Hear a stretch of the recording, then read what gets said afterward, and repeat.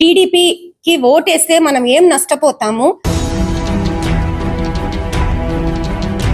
Telugu Desam party హయాంలో తవ్విన గుంటలు ఇప్పటిదాకా పూడ్చలేదు. ఒకటే వచ్చేది రాబోయేది జగనన్నే.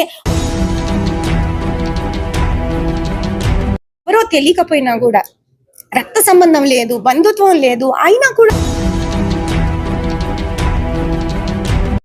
99% స్త్రీలు అందరూ జగనన్నతోనే ఉన్నారు. చంద్రబాబు నాయుడు ఎవరు? ఆయనకి ఏం అర్హత ఉంది? ఒక మహిళగా అడుగుతున్నా, సాటి సీఎంకి నువ్వు ఇచ్చే మర్యాద ఇదేనా? పవన్ కళ్యాణ్ కూడా మన పార్టీలో వచ్చి విలీనం అయ్యే ఛాన్సెస్ కూడా ఉంటాయి. మీరు ముసలోళ్ళ దగ్గర నుంచి, పిల్లల దగ్గర నుంచి, ఆడల దగ్గర నుంచి, పుట్టని బిడ్డ గురించి కూడా ఎవరండి ఆలోచిస్తారు? చంద్రబాబు నాయుడు అంటేనే సింగపూర్ సిటీ లాగా సినిమా చూపిస్తారు. చంద్రబాబు నాయుడు ఇచ్చిన హామీల్లో 6 హామీలు పూర్తి చేశారని ఎవరైనా నా ముందుకు రండి, నేను ₹1,00,000 ఇస్తానని చెప్పి. ఖచ్చితంగా జగన్మోహన్ రెడ్డి మళ్ళీ సీఎం అవ్వాలి, అప్పుడే మన రాష్ట్రము. Hello viewers, welcome to HN9 TV. Nellore co-option సభ్యులు మోబీనా మన ముందున్నారు, ఆమెతో మాట్లాడదాం. మేడం చెప్పండి, ఎన్నికల ప్రచారంలో మీ వంతుగా మీరు ఎన్నికల ప్రచారం నిర్వహిస్తూ ఉన్నారు. ప్రజలు ప్రధానంగా ఎలాంటి స్పందనిస్తూ ఉన్నారు మీ దగ్గర? అందరికీ నమస్కారము. నా పేరు ముబీనా హురియా. నేను కోఆప్షన్ కార్పొరేటర్ మరియు జిల్లా స్టేట్ జాయింట్ సెక్రటరీని, అదేవిధంగా మైనార్టీ నాయకురాల్ని. సో రూరల్ ఒకటే కాదు, మన మైనారిటీకి ఒక సీటు కేటాయించారు కాబట్టి అదే కృతజ్ఞతా భావంతో జగనన్న మీద ఇన్ని సంవత్సరాల తర్వాత మన మైనార్టీకి ఒక సీట్ ఇచ్చారు కాబట్టి, అటు సిటీ కాదు, ఇటు రూరల్ కాదు, ఇటు గ్రామాలు కాదు, అన్ని మనవే అన్నట్టు అన్ని చోట్ల నేను నా టీం వెళ్ళడం జరిగింది. అదేవిధంగా అక్కడ ప్రచారం కూడా విస్తృతంగా సిటీ ఎమ్మెల్యే అయినటువంటి ఖలీల్ గారి గురించి, అదేవిధంగా రూరల్ ఎమ్మెల్యే అయినటువంటి ఆదల ప్రభాకర్ రెడ్డి గారి గురించి, అదేవిధంగా మన ఎంపీ గారైనటువంటి విజయసాయిరెడ్డి గురించి చెప్పడము, వాళ్ళ గురించి వివరించడము, వాళ్ళు చేసిన అభివృద్ధి కార్యక్రమాలు తెలియజేస్తూ, జగనన్నకు ఇచ్చిన పథకాల గురించి క్లియర్ గా తెలియజేస్తూ, టీడీపీకి ఓటేస్తే మనం ఏం నష్టపోతాము, అదేవిధంగా జగనన్నకి ఓటేస్తే మన పిల్లల భవిష్యత్తు, మన తరతరాలు ఎలా బాగుపడతాయి అనే దాని గురించి క్లుప్తంగా వివరించి వాళ్ళకి చెప్పడం జరిగింది. సో నేను చేసిన నా సర్వే ప్రకారం, నేను చేసిన నా ప్రచారం ప్రకారము ఖచ్చితంగా నెల్లూరులో 3 సీట్లు అయితే వైసీపీకే ఖాయం అనేది క్లియర్ గా చెప్పగలను. అయితే ప్రధానంగా ప్రజలు ఎలాంటి సమస్యలు మీ ముందు తీసుకొచ్చారు? ప్రధానంగా ప్రజల దృష్టిలో అంటే పెద్ద సమస్యలు ఏం లేదు.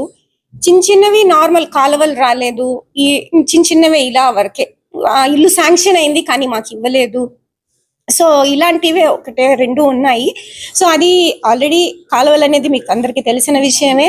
స్టెప్ బై స్టెప్ 1 by 1 చేసుకుంటూ వస్తున్నాము. గత హయాంలో, తెలుగుదేశం పార్టీ హయాంలో తవ్విన గుంటలు ఇప్పటిదాకా పూడ్చలేదు కాబట్టి మనకి గతంలో ఉండే మన రూరల్ ఎమ్మెల్యే సడన్ గా టీడీపీలోకి వెళ్ళడం వల్ల ఆయన ఏది సక్రమంగా చేయలేదు కాబట్టి, అభివృద్ధి అనేది జరగలేదు కాబట్టి అవన్నీ అలాగే ఆగిపోయినాయి. ఆదల ప్రభాకర్ రెడ్డి గారు వచ్చి 8-9 నెలలు ఆయన వచ్చిన తర్వాత 150 కోట్లు శాంక్షన్ చేసి ఏవైతే ఇన్స్టెంట్ గా ఫాస్ట్ అండ్ ఫార్వర్డ్ గా పబ్లిక్ కి కావాలో అవన్నీ చేసుకుంటూ వచ్చారు.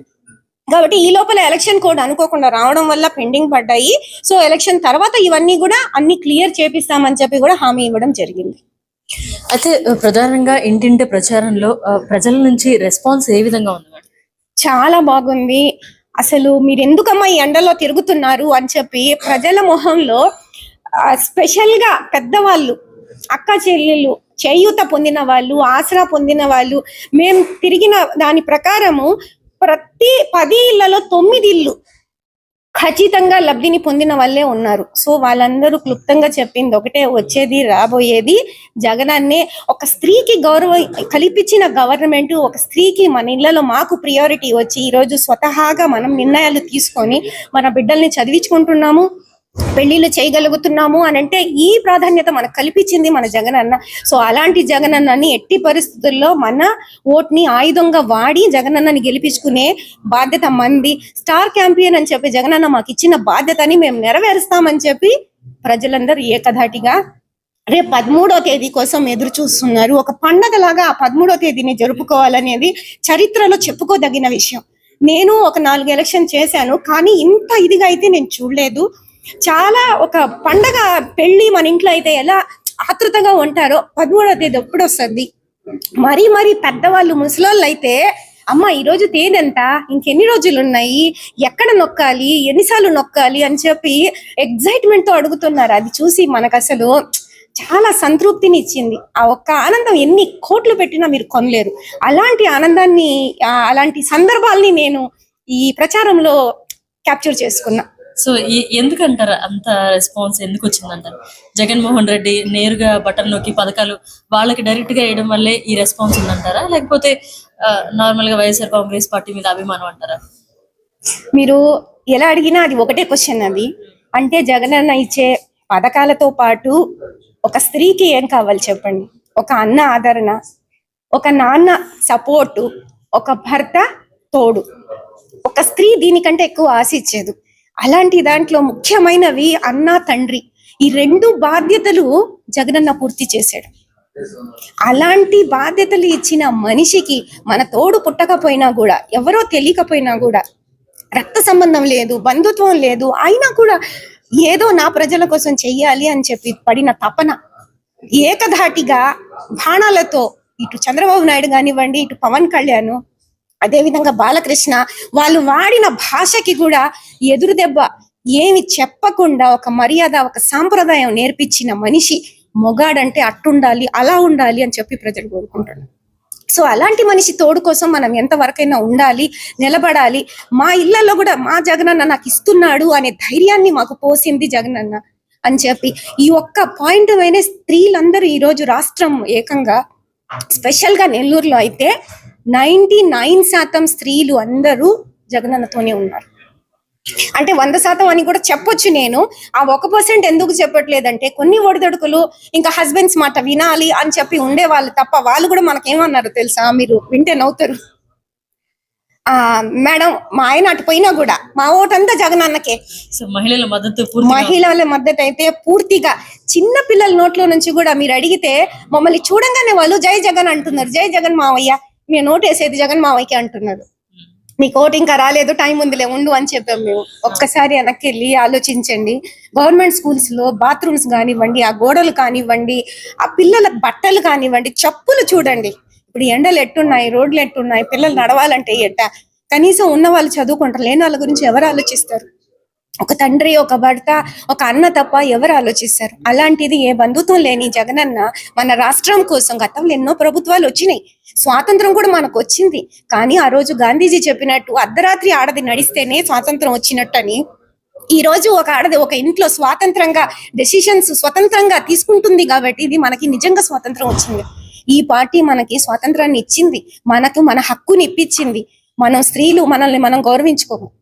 అలాంటిది మనకు మన ప్రయారిటీని తెలిసి నేర్పించిన గవర్నమెంట్, నేర్పించిన అన్న ఎవరైనా ఉన్నారంటే జగన్ అన్న. కాబట్టి ఆయన ఈ అర్హత ఆయనకి చాలా ఎక్కువ ఉంది. ఆయన అడగాల్సిన కూడా అవసరం లేదు.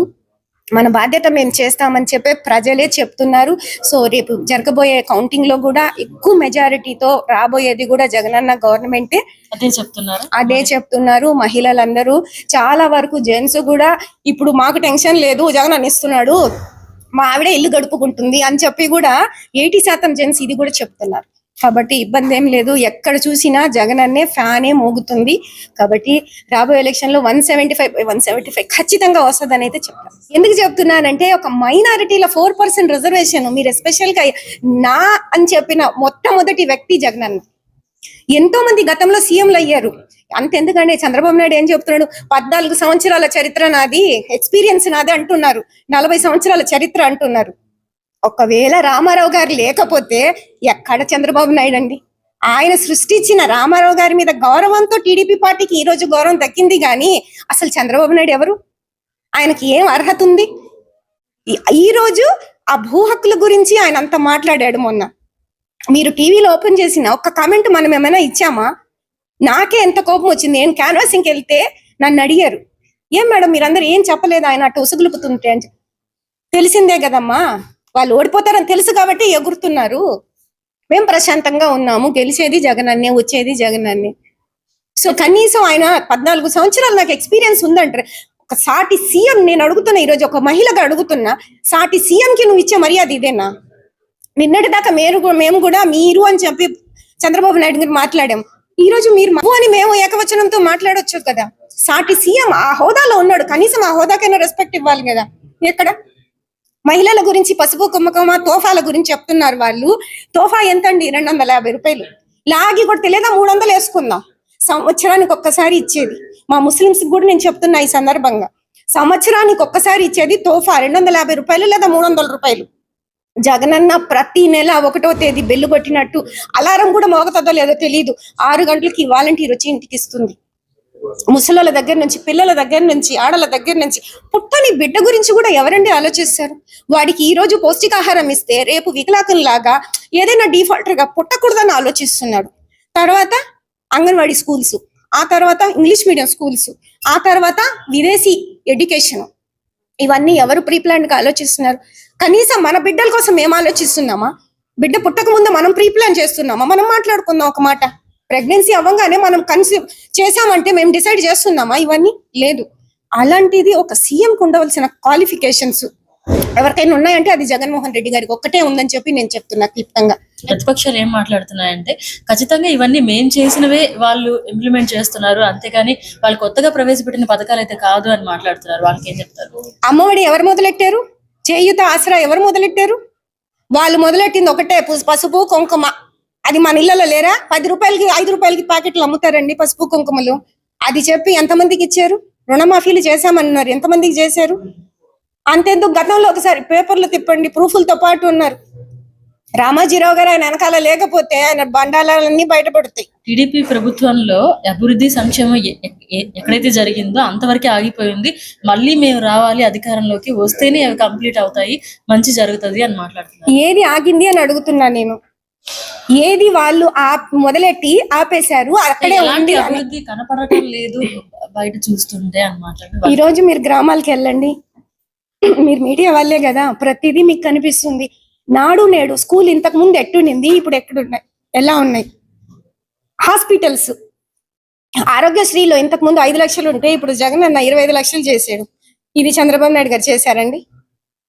మాటలు. అందుకే చంద్రబాబు నాయుడు అంటేనే సింగపూర్ సిటీ లాగా సినిమా చూపిస్తాడని చెప్పి చిన్న పిల్లోళ్ళని అడిగినా ముసలోళ్ళని అడిగినా నవ్వుతున్నారు. అసలు వదిలేసేయండి అమ్మా, ఇట్టే, ఇంక వేరే మాట లేదు, ఆయనకి వేసేది లేదు పెట్టేది లేదని చెప్పి చెప్తున్నారు. మరి వైఎస్ఆర్ కాంగ్రెస్ పార్టీలో ఉండే వాళ్ళే ప్రతిపక్షాల సైడ్ వెళ్ళి అక్కడ ఎలాంటి అభివృద్ధి జరగలేదు, మీకు ఎలాంటి సంక్షేమం జరగదు, టీడీపీ పార్టీలో ఉంటేనే అన్ని జరుగుతాయి అని మభ్యపెట్టే మాటలు మాట్లాడుతున్నారు.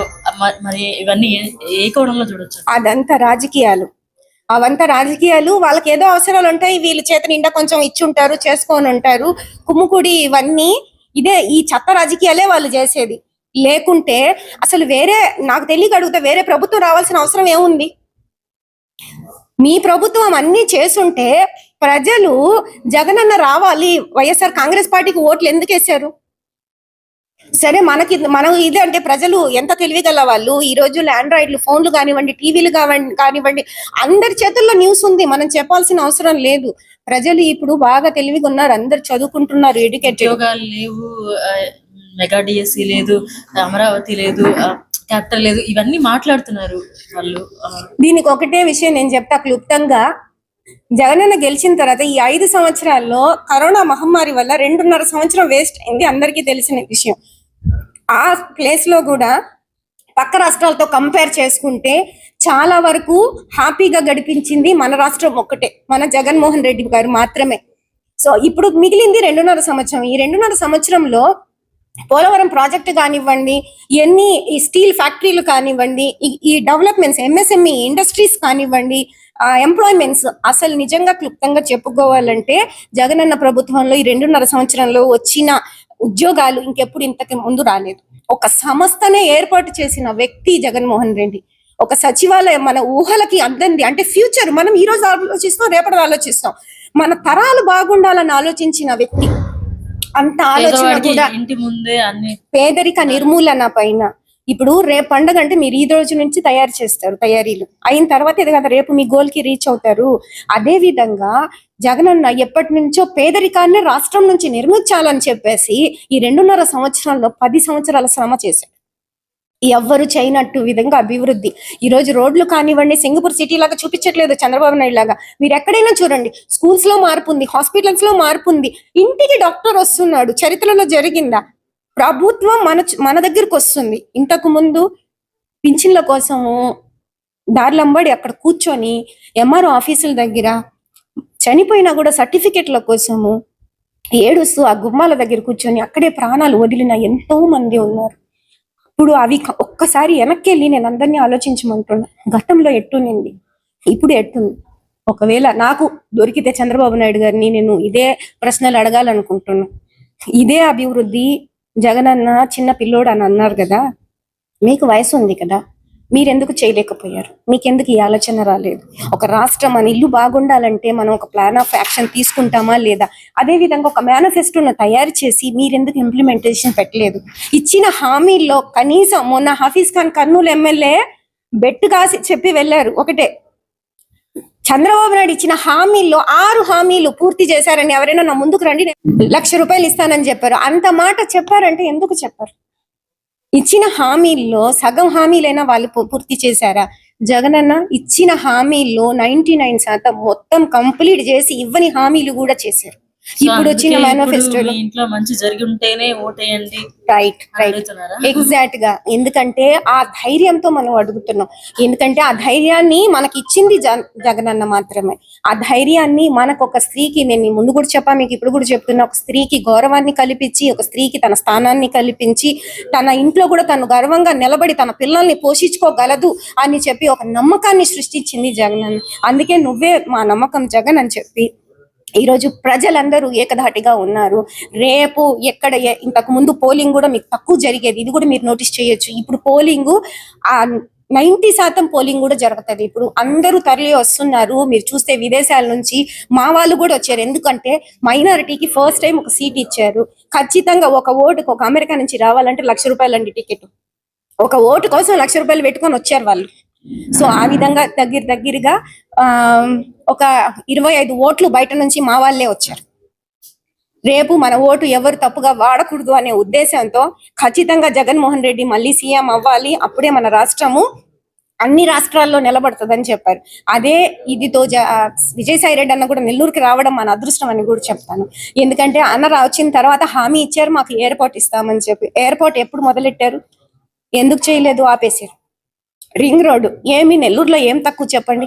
వెదర్ కండిషన్ కానివ్వండి, వాటర్ కండిషన్ కానివ్వండి, అన్ని వసతులు నెల్లూరుకి ఉన్నాయి. నెల్లూరుని ఎందుకు ఒక ఇండస్ట్రీ లాగా చేయలేదు? నెల్లూరులో ఎందుకు ఐటీ ఆఫీసులు రాలేదు? ఇవన్నీ గత ప్రభుత్వం ఎందుకు చేయలేదని నేను నిలదీస్తున్నా. ఎంతసేపటికి హైదరాబాద్ ని డెవలప్ చేసుకున్నారు, ఇప్పుడు నెల్లూరుని ఎవరు డెవలప్ చేయాలి? ఒక జగన్మోహన్ రెడ్డి మన అందరికీ అండగా నిలబడి చేస్తున్నారని చెప్పి అసూయతో చూడలేక, మీరొక్కరే తట్టుకోలేక పవన్ కళ్యాణ్ ని తీసుకొస్తారు. ఎవరండి పవన్ కళ్యాణ్? ఒక హీరోకి 4 డబ్బింగ్లు మాటలు చెప్పుకోవడానికి పనికొస్తారు యాక్షన్ కి. కాబట్టి ప్రజలు కూడా వాళ్ళ ఫ్యాన్స్ వస్తారు. ఎందుకు వస్తారు? అంత జనాభా వచ్చారు, ఎందుకు వచ్చారు?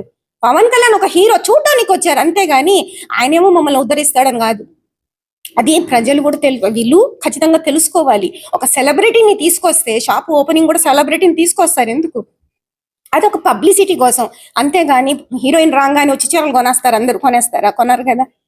సో ఇది సిల్లీ పాయింట్స్. అంత పెద్ద పెద్ద వాళ్ళకి ఈ సిల్లీ పాయింట్స్ నాకు అర్థం కావట్లేదు. పిఠాపురంలో ఖచ్చితంగా పవన్ కళ్యాణ్ గెలుస్తారు, వంగ గీత కూడా చేతులు ఎత్తేసారు అని మాట్లాడుతున్నారు. ఇది ఎంతవరకు వాస్తవం? ఓడిపోతారంటే ఎవరైనా పబ్లిక్ గా చెప్పుకుంటారా? గెలుస్తామని చెప్తారు. దీనికి ఆన్సర్ రేపు వచ్చిన రిజల్ట్ లోనే మీకు తెలుస్తుంది. ఎక్కడ గెలవరు. రేపు ఇది కూడా రాసి పెట్టుకోండి, మన పార్టీ గెలిచిన తర్వాత అదే పవన్ కళ్యాణ్ కి సపోర్ట్ చేసిన మనుప్రాంత్ ఇప్పుడు మన వైఎస్ఆర్సీపీలో జాయిన్ అయినారు. గత ఎలక్షన్ లో నన్ను రానికుండా చేశారు బూత్ కమిటీకి. ఎందుకు? ఆమె వస్తే ఓట్లు పండివ్వదు మాకని చెప్పేసి. అప్పుడు ఉండే కమిషనర్ తో కూడా మాట్లాడి నన్ను బయటికి పంపించగలిగారు ఆయన. ఈ రోజు అతను కనిపించినా నేను మాట్లాడాల ఇప్పటిదాకా, ఎందుకంటే నాకు గుర్తుంది ఆ రోజు జరిగిన ఇది ఓకేనా సంఘటన. ఇప్పుడు ఆయన వైసీపీకి సపోర్ట్ చేస్తున్నారు. ఎందుకు అక్కడి నుంచి వచ్చేసారు చెప్పండి? ఎందుకంటే అక్కడ గ్రోత్ లేదు.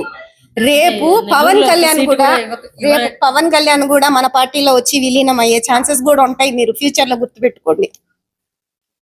సో గత 2 నెలల నుంచి చూసుకుంటే కనుక వృద్ధాప్య పింఛన్ల కోసం కావచ్చు, క్యూ లైన్ లో నిలబడిన పరిస్థితి మనం చూస్తున్నాం. ఈ పరిణామాలన్నీ చూస్తుంటే ఏం చెప్తున్నారు మేడం ప్రజలు? ముఖ్యంగా మీరు నెల్లూరు సిటీ అంతా తిరిగారు కదా, రూరల్ కావచ్చు, సిటీ కావచ్చు, మొత్తం తిరిగారు. ఈ 2 నెలలు ఎలాంటి ఇబ్బందులు ఎదుర్కొన్నారు? ఈ 2 నెలలు ప్రజలకు కూడా ఇది కూడా ఒక ప్లస్ పాయింటే. పాత ఇదిలో సామెత నాకు గుర్తొచ్చింది ఒకటి, మన కాళ్ళు మనమే నరుక్కోవడం ఏంది అని అంటే ఇదే నిదర్శనం దానికి. యాక్చువల్లీ కొద్దో గొప్ప కొంతమంది అంటే రామారావు గారి మీద అభిమానంతో, టీడీపీ మీద అభిమానంతో ఉన్నారు. వీళ్ళు ఎప్పుడైతే ఎలక్షన్ కమిషన్ కి చెప్పి ఈ సచివాలయం సిబ్బందిని ఆపిచ్చారో, ఆ 1వ తేదీకి వాళ్ళకి పింఛన్లు వెళ్ళక ఆ పడిన ఇబ్బందుల వల్ల అది వాళ్ళు కూడా మనకే సపోర్ట్ చేస్తున్నారు. వాళ్ళకి తెలిసి వచ్చింది ఆ పింఛన్ 1వ తేదీ రాకపోతే ఎంత ఇబ్బంది అయ్యారో ప్రజలు వాళ్ళ నోటితో వాళ్ళు వివరించారు. ఎండల్లో నడుచుకోలేని వాళ్ళు, నడవలేక రాలేక, తెచ్చిచ్చే వాళ్ళు లేక, వెళ్ళాలన్నా ఎక్కడికో వెళ్ళాలి తెలియక అక్కడ వెయిటింగ్లు చేపించి, ఒకసారి బ్యాంక్ అంటారు, ఒకసారి ఇంకో దగ్గర అంటారు. అది కాకుండా రంజాన్ నెలలో వచ్చింది. రంజాన్ నెల మీకు తెలుసు ఎలాంటి పవిత్రమైన నెల. అందరూ ఒక్క పొద్దులు ఉంటారు, తెల్లారుజామున 4 గంటలకు తింటారు, సాయంత్రం 6:30 దాకా పచ్చి మంచి నీళ్ళు కూడా ఉమ్ము కూడా మింగడానికి లేదు. అలాంటి పరిస్థితుల్లో వాళ్ళు ఎక్కడికి వెళ్ళి నిలబడతారండి, ఎక్కడికి వెళ్ళి తెచ్చుకుంటారండి? సో ఇవన్నీ ఆలోచించి మనకి ఆ టైంలో ప్రజలకి జగనన్న విలువలు కూడా చాలా మందికి తెలిసి వచ్చినాయి. కాబట్టి టీడీపీ వాళ్ళు కూడా ఈ మధ్య మీరు గమనించండి, వందలాది మంది వైసీపీలోకి వచ్చారు. ఎందుకంటే ప్రజలకు అందరికి కనిపిస్తుంది మంచి ఎవరు చెడు ఎవరు మనం చెప్పాల్సిన అవసరంలా ఈ రోజుల్లో. కాబట్టి లబ్ధి పొందిన వాళ్ళే కాదు, లబ్ధి పొందని వాళ్ళు అంటే గవర్నమెంట్ ఉద్యోగాలు వాళ్ళకి ఇవన్నీ ఉండవు కదా, వాళ్ళు కూడా ఈ రోజు జగన్మోహన్ రెడ్డి చేసే పథకాలు, చేసే పనితత్వం నచ్చి ఇంప్రెస్ అయ్యి ఫారినర్స్ కానివ్వండి, పక్క రాష్ట్రాలు కూడా, ఈవెన్ బెంగళూరు ఇవి మీరు చూసుకుంటే కూడా చెన్నై వాళ్ళు ఇక్కడి నుంచి చూసి ఇంప్లిమెంట్ చేయాలని చెప్పి కూడా అనుకుంటున్నారు. కరోనా టైంలో కూడా అదే వాళ్ళు ఊహించారు. ఎందుకంటే ఎప్పుడు అందరికి ఇబ్బంది అయింది, కానీ మనకు ఎలాంటి ఇబ్బంది లేదు. కరోనా టైంలో మనం ఇంట్లో వాళ్ళమే సేఫ్టీ కోసం మాట్లాడలేకపోయాం ఒకరితొకరు, కానీ సచివాలయ సిబ్బంది ఇంట్లో వాళ్ళకు కూడా పాపం వాళ్ళకి ఇబ్బంది పెట్టారు. వాళ్ళ ఇళ్లలో వాళ్ళు నువ్వు పోబాకు ఇలా చెప్పారు, అయినా కూడా వచ్చి వాళ్ళు జగనన్న మీద మా ప్రేమతో, అభిమానంతో ప్రతి ఇంటి గడపతోకి ఆ రోజు వాళ్ళకి ఇవ్వడం జరిగింది. అలాంటి సిచ్యువేషన్ లో ఇచ్చిన వాళ్ళు ఈ 1 నెల ఇవ్వకపోతే వాళ్ళకి ఎంత ఇబ్బంది అయిందని ప్రజలకు కూడా తెలిసింది. కాబట్టి ఎట్టి పరిస్థితుల్లో ప్రజలు అటు ఓటేసే ఇదే లేదు. ఇంకా బీజేపీతో కుమ్మక్కయిన తర్వాత మా మైనారిటీలు కూడా మొత్తం 100% ఇక్కడే ఉన్నారు. ఏదో కడుపు కోసం ఏదో వాళ్ళు ఏదో 500 ఇస్తారు కదా రోజుకని చెప్పి అటు వెళ్ళే తప్ప, వాళ్ళ అంటే మీకు ఇంకొక విషయం కూడా చెప్తా, వాళ్ళ క్యాన్వాసింగ్ చేసే వాళ్ళతో మేము మాట్లాడితే, మేడం ఏదో డబ్బుల కోసం వచ్చాంలే మేము వేసేది ఫ్యాన్ క్యాన్ అన్నారు. సో ఆ విధంగా కూడా జరుగుతుంది. అందరూ ఏదో వాళ్ళు డబ్బున్న వాళ్ళు, విపిఆర్ గారు కానివ్వండి, నారాయణ కానివ్వండి, డబ్బుల కోసం చేస్తున్నారు విచ్చలవిడిగా.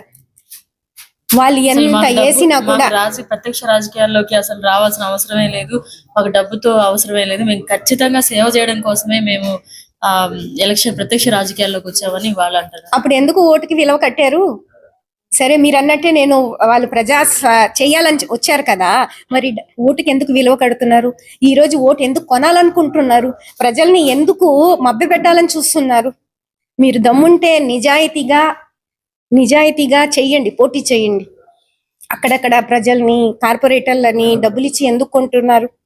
ఎందుకు ఓటుకు ఒక రేటుని ఫిక్స్ చేశారు? ఒక్కొక్క చోట 5,000, ఒక్కొక్క చోట 10,000, ఒక్కొక్క చోట 3,000 రేట్లు ఎందుకు ఫిక్స్ చేస్తున్నారు?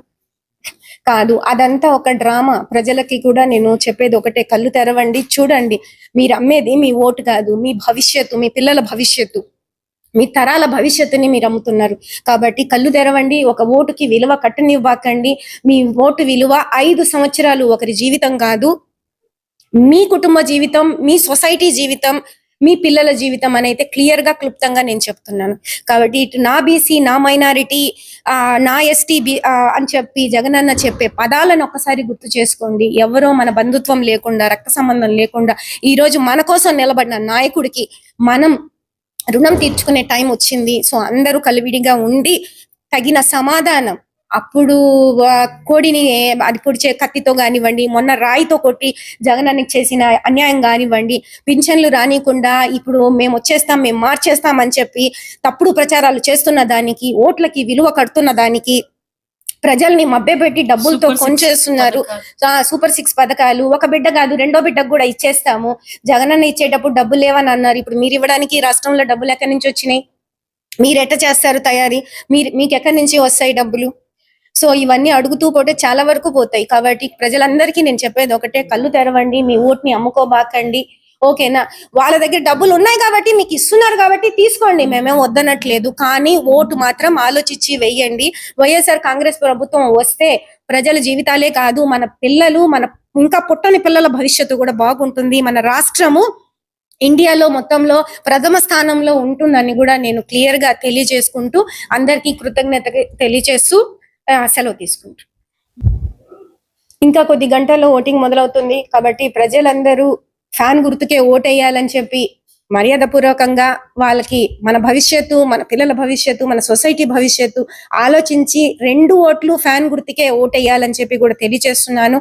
అదే విధంగా పోనీలే వాళ్ళు అడుగుతున్నారు, వస్తున్నారు అని చెప్పి ఒక ఓటు కానీ అటు ఇటుగా మీరు చేస్తే నష్టపోయేది మనమే అని చెప్తున్నాను. మీ ఓటు ఎటు వేసినా అది పోయేది బీజేపీ కౌంట్ కి. బీజేపీ వాళ్ళు ఇప్పుడు పెట్టింది ఏంటంటే మైనార్టీలని బయటకి తరవాలని చెప్పి. మనం హిందువులు, ముస్లింలు, మనం ఆ రాష్ట్రంలో మనం కలిసిమెలిసి ఉన్నాం. ఇండియా గొప్పతనం ప్రతి వరల్డ్ లో ఎక్కడైనా కూడా ఇండియాకి ఒక ప్రాధాన్యత ఉంది అంటే ఎందుకంటే ఇక్కడ కులమతాలు లేవు. ఇక్కడ దాదాపుగా చాలా కులమతాలు ఉన్నాయి. అందరూ కలిసిమెలిసి ఉంటాము. ఇక్కడ మనకి ఎలాంటి ద్వేషాలు లేవు. ఇప్పుడు కొత్తగా మోడీ గవర్నమెంట్ అంటే బీజేపీ గవర్నమెంట్ కుమ్మక్కయ్యి కానివ్వండి, ముస్లింస్ హిందువులకి గొడవలు పెట్టడం కానివ్వండి, ఇలాంటివన్నీ చేస్తున్నాయి. సో వాళ్ళకి మద్దతు ఇవ్వకుండా ఉండాలని చెప్పాలంటే కూడా మీరు ఫ్యాన్ గుర్తుకే 2 ఓట్లు వేయాలని చెప్పి కూడా నేను కోరుకుంటున్నాను. మన తరాలు బాగుండాలంటే ఫ్యాన్ గుర్తుకే 2 ఓట్లు వేయండి అని చెప్పి కూడా నేను క్లుప్తంగా క్లియర్ గా చెప్తున్నాను. మరిన్ని అప్డేట్స్ కోసం మన HN9 టీవీ ఛానల్ ని సబ్స్క్రైబ్ చేసుకోండి.